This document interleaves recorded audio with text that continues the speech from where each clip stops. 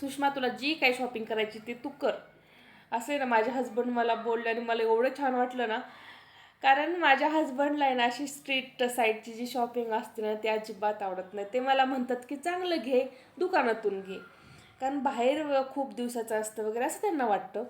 आणि मला काही एवढंच पाहिजे होतं, शॉपिंग कर म्हटल्यावरती मी पण लागली शॉपिंगच्या कामाला. आणि बघा एवढे सारे पापड घेतले होते, नंतर छान असा गोळा खाल्ला.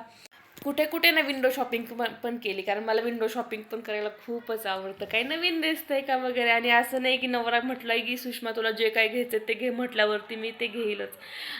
जे काय चांगलं वाटेल किंवा माझ्याकडे नाही अशाच गोष्टी मी पण बघत बसले. नंतर आम्ही गेलो होतो मॅप्रो गार्डनमध्ये, जे की लोणावळ्यामध्ये आहे. हे महाबळेश्वरमध्ये पण सेमच आहे. आणि इथे पण आहे ना काही काही प्रोडक्ट असे असतात की ते आपल्याला टेस्ट करायला पण देतात.